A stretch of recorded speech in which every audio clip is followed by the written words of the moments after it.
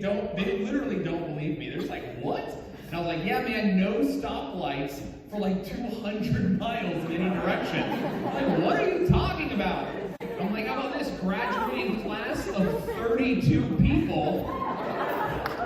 I go to the sand dunes to fist fight some kids from the city. Are you in?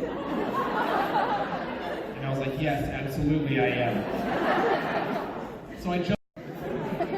So we get to the park, I see my brother Danny, I roll down the window. I'm like, hey man, we're gonna go to the sand dunes to fist fight some kids. He was already getting in the car. It was that fast. What is this, gas? What are you gonna do? Set me on fire? And he did. Trash, his Patronus would be meth. Do you understand? That's real.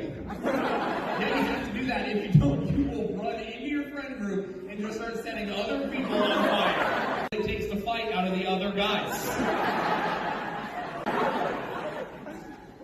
Afterwards, that guy is with his friends, and my friends are with him, and they're like, we're so sorry, you were on fire, we'll buy you a new shirt or whatever. And I'm just like, I can't believe that happened. I have questions. First question, why do you have gas and a cookie lighter? You didn't know we were going to fight till we pulled up to get you. Were you planning on setting someone on fire today? And my brother looks at me and leans in and he just goes, that was. Let me explain what happened. First problem, I had food poisoning, all right? Can happen to anybody. Second thing, I'm parallel parking my car. That's not really a part of this, that's just a humble brag, okay? But I can parallel park my car. And then I coughed. It happens. Oh wait. You know how like sometimes you fart and it's really gross and you're like, oh, that was pretty bad, but I think I'm alright, I'll let it ride. Not that one. Wait.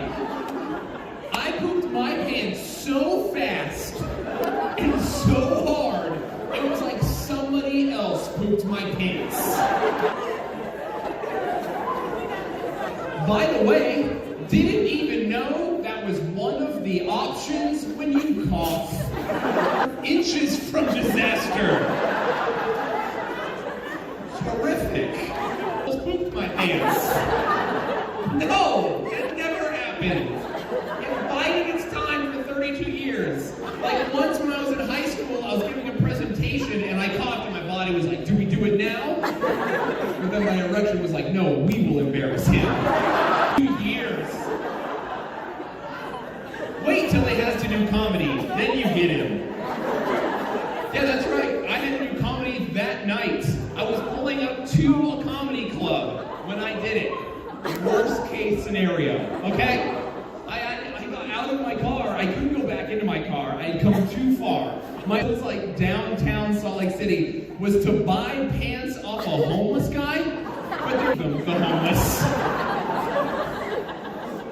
My second plan was to find a guy wearing 2 shirts and buy one of his shirts and wear it like a diaper. That also didn't go well. And I was like, okay, I gotta get into this mall. So I waddle over there. Oh, I'm not gonna jog.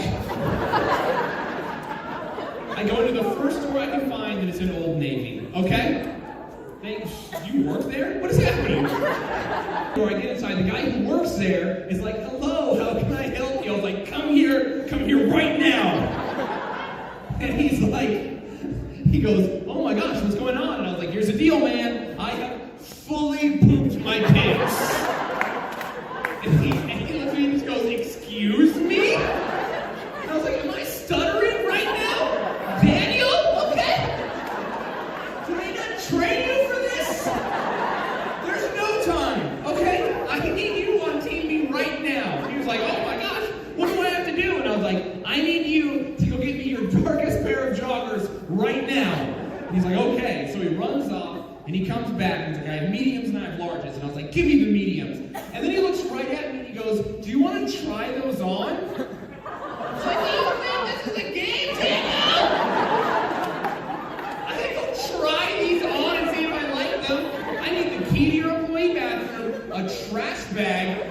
undisclosed amount of time, okay? Older brother, he's the craziest person in my family by a long shot. He's only 1 year older than me. He's 1 grade above me. Once, when I was like a sophomore in high school, he just comes up to me and he goes, hey, the adults are all getting together in the hills above Fillmore to do Fight Club. Do you want to go? And I was like, absolutely, nothing bad has ever happened to me at a fight. So I go, and I know some of you are like, Fight Club? You mean like the movie? Yep, like the movie. That's where they got the idea. Except we're not like the movie, because there are no Brad Pitts at this Fight Club, okay? No one who looks good is at our Fight Club.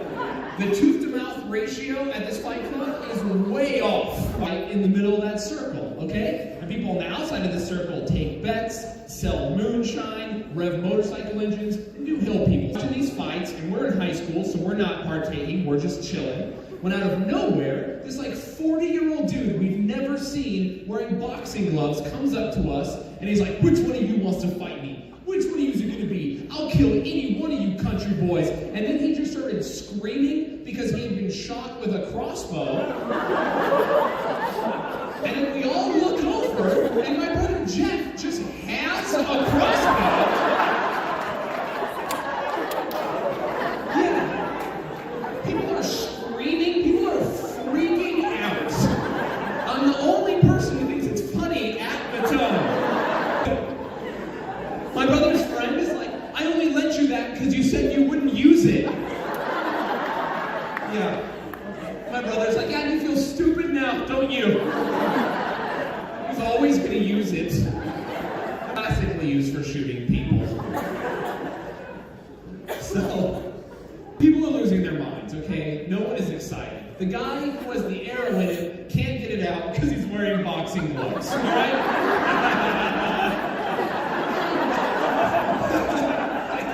It makes me laugh every time. I'm glad you guys are on board. Answers are like, you're a monster. But you guys are horrible people. So this guy's throwing the arrow and he's like, help me, help me. He's yelling at the people, and then he goes, call the police. And that's when everyone stops. He's like, what are you talking about, call the police? We're in Fillmore, there are no rules. That's a deputy fighting in the ring right now. The belt is still on.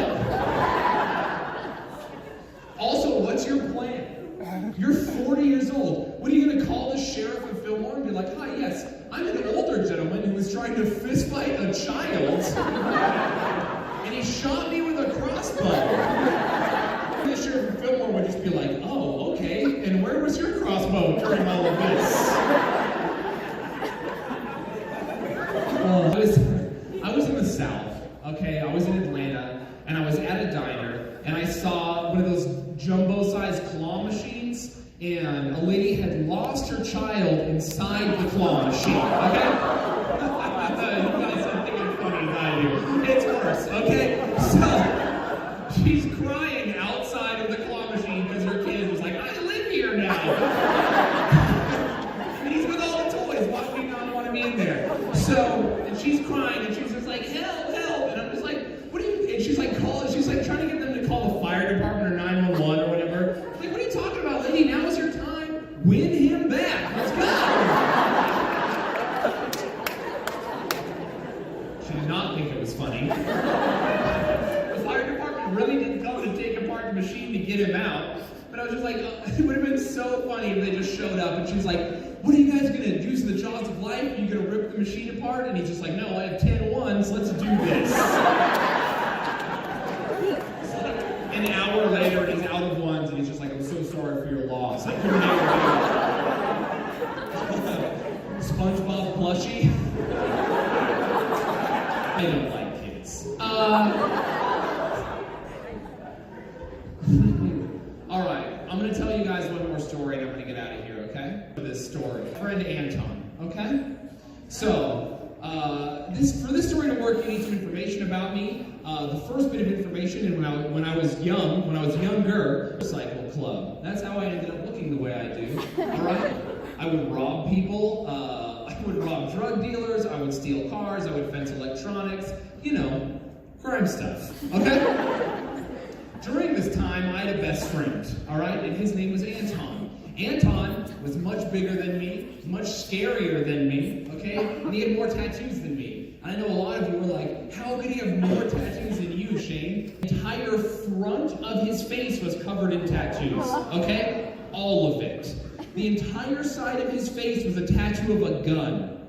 And if you asked him what that meant, he'd just go, man, Anton, that's a crazy tattoo. What's that about? What's the meaning behind that? He'd look right at you, and he'd say, it's a copy of the gun my uncle used to commit his first murder with.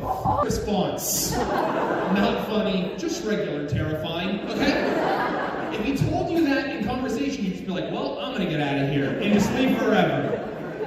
Anton was scary, okay? I'll give you some examples of how scary he was. Once, we were hanging out, and we used to go to this restaurant that didn't lock up their toiletries, okay? In their bathroom, they had a big cabinet, and in it was like their cleaning supplies and toilet paper and stuff, and it was like a nice restaurant.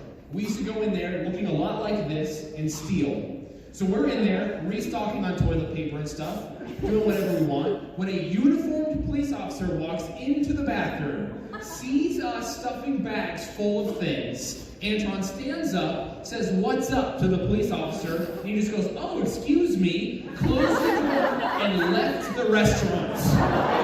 A uniformed police officer saw Anton and was like, oh, I don't get paid enough, and left. All right? He looked like if you asked a second grader to draw what they imagine a murderer is, okay? Once, someone cut him in line at Starbucks, and he stabbed them with a screwdriver. And when we all heard about it as friends, our first reaction was, why do you have a screwdriver? Why do you have a tool? Do you have a job we don't know about? It wasn't that we were surprised he stabbed someone, we just needed more information about the screwdriver. Not a good sign, okay? And it was late at night, and we were walking to 7-Eleven, okay? We were playing video games or whatever, it's like 2 in the morning, we're walking to 7-Eleven to get drinks, and he stops, and he goes, oh, I don't have my gun on me. And I was like, what are you talking about? What do you mean you're carrying a gun on you all the time? You're gonna get pinched, you're gonna go to jail, don't have a gun on you all the time. That's how you go to prison. And also, why do you need a gun all the time? Have you been killing people? And I say this sarcastically, and then he looks right at me and he goes, no, I've been shooting at people. Not better, okay? Not at all.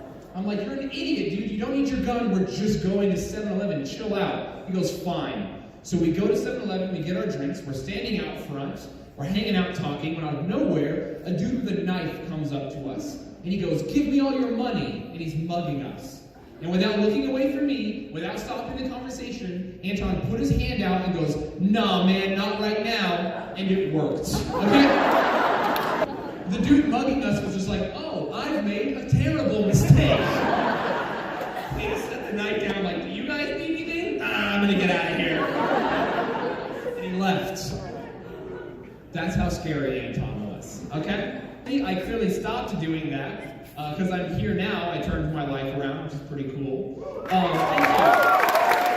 I stopped for a lot of reasons. Number one, I had help from my brother who was here with me today, so if you want to see what another criminal looks like, that's fun. Just thought I'd out him. Thank you. One of my friends went to prison for life because he got caught trying to bury someone alive. Cheated on him. He found the guy she cheated on him with, kidnapped him, brought him into the mountains, not far from here, by the way, was burying him alive, and a hiker caught him, and the hiker was like, what's going on here? And my friend was like, oh, nothing, what's up with you? And the hiker was like, super looks like you're burying that guy alive. And my friend was like, well, it sounds super bad when you say it like that. So he's in prison forever. Yeah, you can't do that. We're all safe. So, yeah, I was like, I gotta get out of here. There's only 2 ways you get out of crime, prison or death. So I was like, I don't like either of those options. I choose the third option. So, the government has lots of programs to help rehabilitate, okay? Some of them will help place you in new locations, help you cut ties with your friends and family, help you move. They'll even help you get a a job to reintegrate you into society, okay? Sometimes that job is working with disabled kids, all right?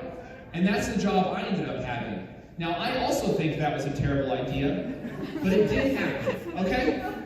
By the way, one thing you learn working with disabled kids, you've never truly been insulted until a kid with autism insults you, all right?